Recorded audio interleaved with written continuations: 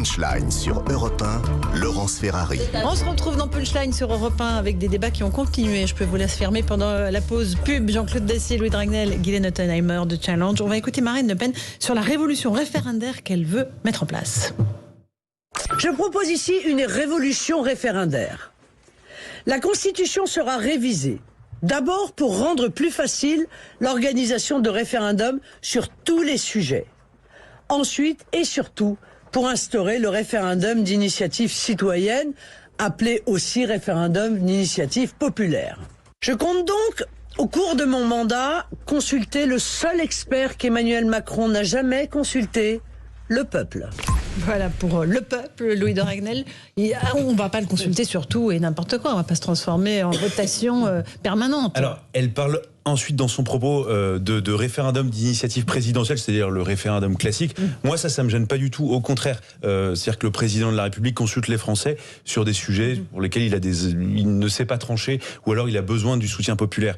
Mais si vous voulez, moi je prends le contre-pied total pour le coup de l'effet de mode, où tout le monde explique qu'il faut des référendums locaux pour gouverner. Moi, je pense tout le contraire. C'est-à-dire que il faut. Non, mais on baillonne le peuple, on ne lui donne jamais la parole. Mais en fait, on élit un président de la République au suffrage universel direct. On est en pleine élection présidentielle. Ça sert à ça, c'est-à-dire que c'est lui qui doit donner le cap, avoir une vision et avoir les capacités de gouverner. Et je suis très heureux que la Ve République lui donne les moyens d'avoir un pouvoir. Le référendum, c'est l'élection. Globalement, assez fort. Ensuite, je déplore, et je suis le premier à déplorer, et là-dessus on était d'accord, le fait que les députés n'aient pas suffisamment de pouvoir. Et un député maire, c'est pas du tout pareil qu'un député classique, puisque effectivement, il a à la fois le pouls de ses électeurs, il a la pression aussi de ses électeurs locaux qui lui font remonter en permanence tous les sujets de préoccupation du moment. Donc en fait, je trouve que c'est un peu la course à l'échalote sur qui proposera la meilleure idée, qui pour moi est un peu cosmétique, pour essayer de redonner l'impression aux gens qu'ils ont le pouvoir. Mais je trouve que ça se trouve absolument pas là. Et c'est pour ça que je reviens sur la question du septennat. Parce que vous en parliez tout à l'heure, chère Laurence. Et en fait, je trouve qu'il faut revenir à l'esprit initial de la Ve République, qui était une alchimie, c'était un travail d'orfèvre qui avait été fait. Et en fait, on a tout déréglé. Avec avant ou après 62 laissez-moi terminer, chère Guylaine. Le passage au quinquennat, l'alignement des législatives sur l'élection présidentielle, la fin du cumul des mandats, enfin qu'on appelle cumul, mais en fait c'est un terme péjoratif qui désignait quelque chose qui pour moi est positif. Et du coup en fait on cherche plein d'idées. Donc le retour au septennat, moi j'y suis extrêmement favorable, sans limitation dans le temps. Je vois pas pourquoi est-ce que si on a un président de la République que les Français apprécient et pour lesquels ils ont encore envie de voter, je vois pas pourquoi on les empêcherait de réélire une troisième fois. Après ça ferait 21 ans, ça fait. Mais là, je connais beaucoup. Là, c'est le mais c'est pas la monarchie, Louis. Mais après, non, mais attendez, c'est du suffrage universel direct.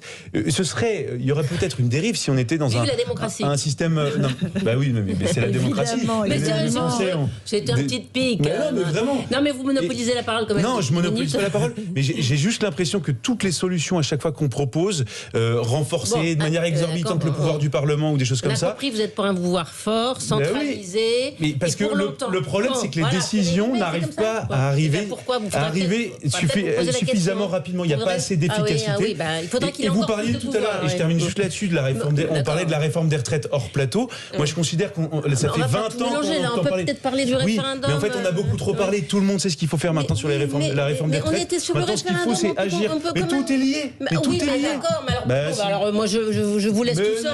Mais c'est vrai, quoi. Un moment. Sur le référendum, c'est fatigant. Est-ce qu'on consulte le tour de bras le peuple? Et puis, puisque vous avez mis le septennat sur le plateau, moi, ce que je pense, c'est que depuis un certain nombre un certain temps, notre Ve République ne fonctionne plus. C'est pas normal qu'il n'y ait jamais, alors peut-être ça va être la première fois avec Emmanuel Macron, qu'un gouvernement, un président sortant est reconduit. Chaque fois, c'est l'alternance. Et puis après, c'est les cohabitations. Les Français cherchent quelque chose pour rendre nos institutions efficaces. Ils se rendent compte que ça marche pas. Et en fait, c'est vrai qu'on a un pouvoir faible. Pourquoi ? Parce que le président de la République est responsable de tout. Il y a un pont qui saute, il y a un enfant qui est brûlé. C'est sa responsabilité. C'est un paratonnerre. C'est ingouvernable. Alors que dans les régimes parlementaires, quand il y a des coalitions, tout le monde prend sa part. Tout le monde se met d'accord. J'ai pas dit que c'était quand même le paradis. Il y a aussi des difficultés. Mais comme on ne sait pas comment faire, alors chacun apporte sa petite rustine. Alors je vais faire un référendum, je vais passer au quinquennat, je vais changer le calendrier. Mais on ne règle pas le problème essentiel. Moi, je pense que les institutions du général de Gaulle de 1958 étaient bonnes. bonne, celle qu'a fait Michel Debré. En 62, il a fait l'élection au suffrage universel parce qu'il n'était pas réélu par le Grand Collège.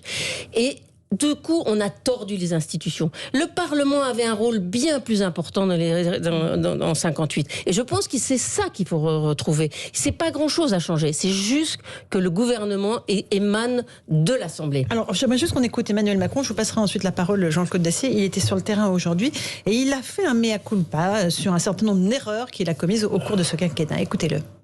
Moi, durant tout mon quinquennat, vous étiez avec moi. J'ai toujours été... Parfois, je me suis fait des baves. Parfois, j'ai été, en m'énervant, un coup trop loin, en disant faut traverser la rue, ou ceci ou cela. Bon, ma faute. Mais j'ai toujours été au contact. Pas pour chercher à plaire, pour chercher à convaincre, à être aux côtés aussi de nos compatriotes et à avancer. Donc, je pense que je serai pareil, simplement, on a plus d'expérience. C'est une chose. Donc, il y a certaines erreurs que j'ai pu faire que je ne referai pas. C'est important ce mea culpa, Jean-Claude Dacier. J'ai fait des erreurs. Pas la Je ne les recommettrai pas. Oui, c'est vrai que c'est bien. Il a dit ici ou là quelques bêtises. J'emmerde les anti-vax. Ah, mais j'étais pour plaisanter. Ou les vaccines. Ça n'a pas vraiment fait rire grand monde. Bon, on ne va pas lui refaire ce reproche jusqu'à la nuit des temps. Moi, je lui reproche plutôt, en apparence, un manque de courage. Et l'exemple que nous avons sous les yeux du problème de la retraite, tout le monde sait à peu près ce qu'il faut faire. Je suis navré. La moyenne européenne, elle est à 65 ans. Partout, sauf 3 pays, l'Allemagne, l'Islande, et un troisième que j'ai oublié, 67 ans. Tout le monde sait que non seulement il faut la faire, parce qu'il faut travailler davantage, puisque l'on vit, et c'est très heureux, beaucoup plus vieux qu'il y a encore 20, 30 ou 40 ans, donc il faut faire cette réforme.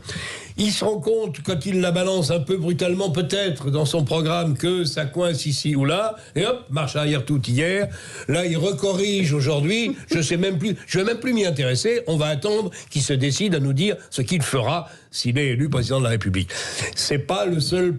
Il a décidément un problème avec les retraites. J'oublie la retraite universelle qu'il a été incapable de mettre sur pied. Il faut. Ce qui manque dans ce pays. Je reconnais que les pouvoirs sont trop concentrés à l'Élysée et aux mains d'un seul homme. Je suis d'accord. Et il en abuse, et probablement trop. Mais néanmoins, il n'y a pas un pays aujourd'hui qui soit gouverné, les pays occidentaux en tout cas, et d'autres, qui soient gouvernés par autre chose qu'un homme à poigne. Ce qui compte, c'est pas ça. C'est qu'il y ait des contre-pouvoirs. Et ça manque considérablement en France. Et qu'il y ait une vraie élection, et pas tous les 7 ans. Je pense que c'est rêver de penser qu'on va revenir au septennat. Et je pense que c'est rêver également de penser qu'on va se débarrasser des décisions difficiles en les faisant cautionner par le peuple. Les référendums, c'est une illusion démocratique. Même De Gaulle, les amis de Madame Le Pen, ou de son père à l'époque, et de la gauche, parlaient de plébiscite et non pas de référendum démocratique. Je reconnais que c'est très séduisant en apparence. Le référendum, c'est imparable. C'est moderne. Vous donnez la parole au peuple et il répond. Le problème, c'est qu'il répond jamais à la question posée. Se dit, bon, qu'on le fasse une fois de temps en temps sur des problèmes lourds qui sont difficiles à trancher. Et qu'on se tourne vers le peuple. Mais la République référendaire que propose Madame Le Pen, dès qu'il y a une difficulté, j'appelle pour 500 000 électeurs et j'appelle le référendum, mais c'est pas la peine d'élire des députés et des sénateurs. C'est eux qui ont le pouvoir. C'est eux qui sont représentatifs. Je suis d'accord avec vous. Alors m'engueulez pas. Ah ben je t'engueule pas du tout. Si, mais j'ai l'impression. Mais c'est toujours l'impression que je donne, mais c'est jamais le cas de la passion. Je suis complètement d'accord. Mais ce qu'a dit Marine Le Pen ce matin, c'est la fin de la Ve République. On peut le souhaiter. On peut le souhaiter. On verra bien. Moi, je suis d'accord avec vous que... Moi, je suis pour la discussion. Même, je suis d'accord, on sait ce qu'il faut faire pour les retraites. Mais c'est quand même important de dire à un ouvrier qui a une espérance de vie de 68 ans, de lui dire, vous, ça sera 62. Mais le dire dès le bas. Avoir ce slogan, retraite à 65 ans, puis, zut, ça fait peur aux mélanchonistes. Alors, je vais mettre 64, comme si les mélanchonistes... Mais la pénibilité a toujours été... Oui, mais c'est une chose de dire la pénibilité, de commencer à brandir 65 ans, comme si c'était un marqueur. Il a dit ça pour avoir les électeurs de Valérie Pécresse, en disant, ça fait plaisir à droite. Quand ils entendent 65 ans, ils sont contents. Donc, je vais donner un peu à droite. Puis là, maintenant, on s'aperçoit que, c'est mélanchoniste. Mélenchon qui tient les clés du second tour. Alors on va plus mettre 65 ans, on va descendre à 64 et puis on pourra peut-être négocier. Parce qu'il a eu Mélenchon au téléphone et il y avait un certain nombre de messages qu'il fallait donner à ses électeurs. Donc là, je suis désolée, on n'est pas dans la 4e, mais on est quand même dans le dégonflage de ce que vous espérez, vous, un pouvoir fort, solide, bon, là, on est quand même... Un pouvoir courageux me suffirait. Mais ce que je veux dire, c'est que il faut parler, c'est des choses sérieuses, c'est la vie des gens. Le seul patrimoine de quelqu'un qui est modeste, c'est sa retraite. C'est son seul patrimoine. C'est le seul moment de sa vie où il dit je vais plus à me lever à 4h du matin pour prendre le métro, pour truquer, pour porter des choses lourdes. C'est le moment où je vais profiter de mon jardin, de ma famille. C'est très important. Qui va toucher à ça? Oui, mais non, mais personne ne veut toucher à ça. De brandir 65 ans, il y aura les carrières longues, mais non. C'est beaucoup plus important. Il y aura les carrières longues, il y aura les métiers pénibles et difficiles, évidemment. On met ça derrière. Mais c'est normal. Bon, voilà, je pense que simplement... Et puis la retraite minimum à 1100 €. Très maladroit de revenir là-dessus parce que c'est pas un jouet, les retraites, c'est pas un jouet, c'est pas un marqueur électoral. Un mot de conclusion, Louis Dragnel. Ici est mal pris. Allez-y. On est d'accord. Un mot de conclusion sur les retraites. Sur les retraites, moi, ce que je considère, c'est que depuis le début du quinquennat, il y a eu énormément de concertation. Il y a une chose qu'on peut pas reprocher au gouvernement, c'est qu'il a concerté. Souvenez-vous, matin, midi et soir, pendant 3 ans, Édouard Philippe recevait à Matignon, c'était toutes les semaines. Non, c'est Delevoye qui le faisait, et Delevoye, alors c'était un coup Delevoye, un coup Jean-Pierre Delevoye, un Jean-Paul Delevoye, un coup Édouard Philippe. Et on peut pas reprocher Emmanuel Macron de ne pas avoir suffisamment concerté. Il s'est planté sur cette réforme-là. Aujourd'hui, on sait tous maintenant ce qu'il faut faire. Il y a une équation qui est simple. On va pas pouvoir travailler moins longtemps, bien sûr que en voulant vivre plus longtemps.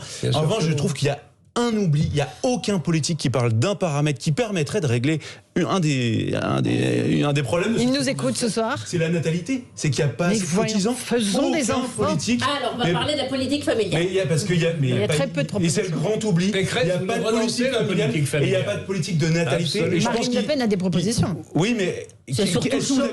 Un politique qui vous parle de politique de natalité. Le problème, c'est qu'on n'a plus assez de cotisants pour financer les retraites. Si on avait plus de cotisants, eh bien, ce serait beaucoup plus simple. Parce qu'ensuite, qu'est-ce qui arrive? Et je termine juste là-dessus. À chaque fois, ceux qui ont la solution, qu'est-ce qu'ils disent? Eh ben, il faut faire venir des immigrés, des étrangers, parce que c'est eux qui vont travailler, parce que justement, il y y a un trop faible taux de natalité en France. Et on en revient. C'est très très politique. Louis, c'est pour ça qu'en attendant la natalité et qu'ils grandissent, ces chers bambins, il faut essayer de prolonger les gens au travail quelques années. Mais je suis d'accord avec toi. Ceux qui ont des carrières difficiles, vous êtes formidables. Ceux qui ont des carrières longues, revenez quand vous voulez. Aller travailler dans plus longtemps. Jean-Claude Dacier, Guylaine Othon-Diamond, Challenge et Louis de Ragnel. Bonne soirée à vous sur Europe 1. Dans un instant, Mouloud Achour pour Verveine Underground et Alexandre Lemaire à 20h pour les infos. Bonne soirée sur notre antenne. Europe 1, 18h-20h. Punchline. Laurence Ferrari.